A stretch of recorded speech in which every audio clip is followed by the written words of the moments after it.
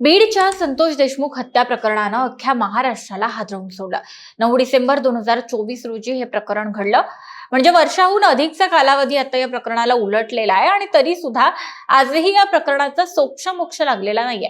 देशमुख कुटुंबीय आजही या प्रकरणी न्यायाच्या प्रतीक्षेत आहेत आणि सातत्यानं याविषयी येणाऱ्या धक्कादायक बाबी या महाराष्ट्राला हादरवून सोडतायत।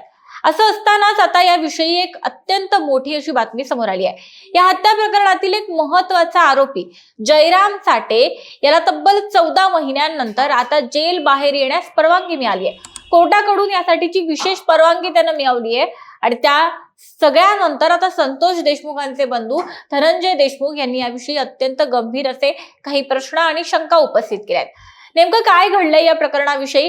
मुख्य आरोपींपैकी एक असलेल्या चाटेला तुरुंगाबाहेर येण्याची परवानगी कशी काय मिळाली? त्यामागचं कारण काय आहे आणि धनंजय देशमुखांनी याविषयी नेमक्या काय शंका उपस्थित केल्यात? सगळं पाहूयात या व्हिडिओच्या माध्यमातून। लगेच व्हिडिओला सुरुवात करूया।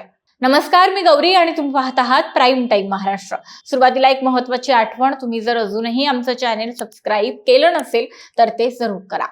तर सरपंच संतोष देशमुख हत्या प्रकरणातील एक महत्त्वाचा आरोपी जयराम चाटे याला तब्बल 14 महिन्यांनंतर आता जेल बाहेर येण्यास परवानगी मिळाली आहे। पण ही परवानगी काही तासांसाठी असणार आहे।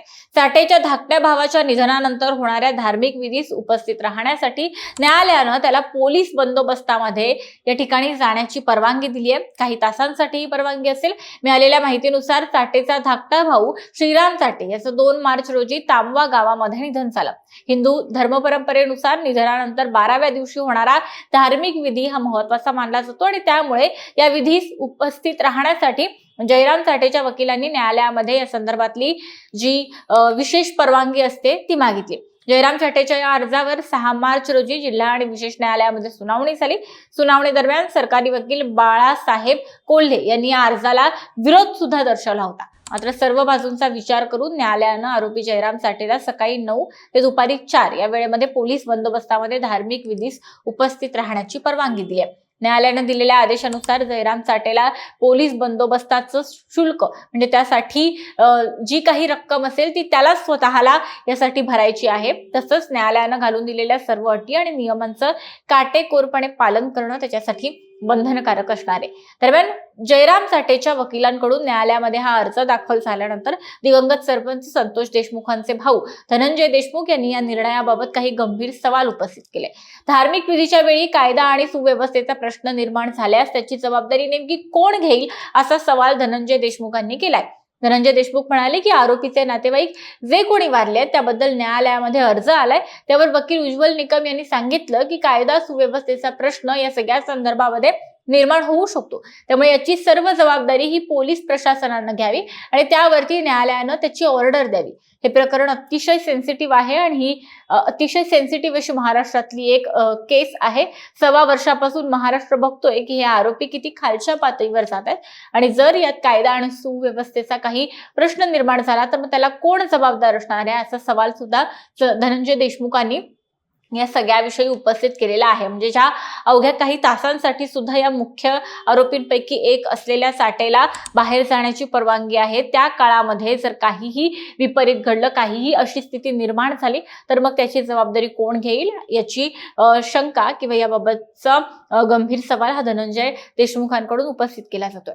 आपल्याला सर्वांना माहिती आहे की ही सरपंच संतोष देशमुख हत्या प्रकरण घटना ही महाराष्ट्राला सुन्न करून गेली आहे। 9 डिसेंबर 2024 रोजी दुपारी संतोष देशमुखांचं अपहरण करण्यात आलं आणि या अपहरणानंतर त्यांची अत्यंत क्रूरपणे हत्या सुद्धा करण्यात आली। त्यांना अत्यंत क्रूरपणे मारहाण करण्यात आली आणि या सगळ्या संदर्भातले जे व्हिडिओ आहेत ते हादरवून सोडणारे आहेत। आता या सगळ्यामध्ये मुख्य आरोपी किंवा मुख्य सूत्रधार जो आहे या प्रकरणाचा तो आहे वाल्मिक कराड, जो धनंजय मुंडेंचा अत्यंत निकटवर्तीय व्यक्ती आहे, ज्याची मुंडेंना अधूनमधून आठवणही येत असते आणि उणीवही भासत असते। तर कराड याच्यासह एकूण 8 आरोपींवर आरोपपत्र दाखल झाले, ज्यात वाल्मिक कराड, सुदर्शन घुले, विष्णू चाटे, जयराम चाटे, महेश केदार, सिद्धार्थ सोनवणे, सुधीर सांगळे आणि प्रतीक घुले अशी या आरोपींची नाव आहेत। हे प्रकरण बीड सत्र न्यायालयामध्ये सुरू आहे। आरोपींवर आरोपही निश्चित झालेत। विशेष सरकारी वकील उज्ज्वल निकम हे प्रकरण सध्या हाताळत आहेत आणि पुढील सुनावणी ही 24 मार्च रोजी या प्रकरणाची होणार आहे। अत्यंत संवेदनशील आणि गंभीर अशा या प्रकरणी न्यायालयीन प्रक्रिया सध्या सुरू आहे आणि आरोपींना कठोरात कठोर शिक्षा ही लवकरात लवकर मिळावी या मागणीसाठी सध्या कुटुंब आणि समाज प्रयत्नशील आहे आणि आग्रही सुद्धा आहे. या प्रकरणाचा अंतिम निकाल कधी लागतो या सगळ्याची सर्वांनाच प्रतीक्षा असताना आता या प्रकरणी जो मुख्य आरोपींपैकी एक आहे त्या साटेला काही तासांसाठीची ही आपण म्हणूया की जेल बाहेर येण्याची परवानगी मिळते आहे तब्बल 14 महिन्यांनंतर. त्यामुळे या काही तासांमध्ये कायदा आणि सुव्यवस्थेचा प्रश्न निर्माण होण्याची शक्यता असल्याचा सुद्धा एक संशय हा व्यक्त केला जातोय. त्यामुळे या सगळ्या प्रकरणी काय होतं हे पाहणं महत्त्वाचं असणार आहे. दरम्यान या प्रकरणाविषयी आणि आत्ताच्या या नव्या अपडेट विषयी तुमचं मत किंवा भावना काय आहे ते आम्हाला कमेंट बॉक्समध्ये नक्की सांगा. व्हिडिओ महत्त्वाचा वाटला तर लाईक करायला विसरू नका. धन्यवाद.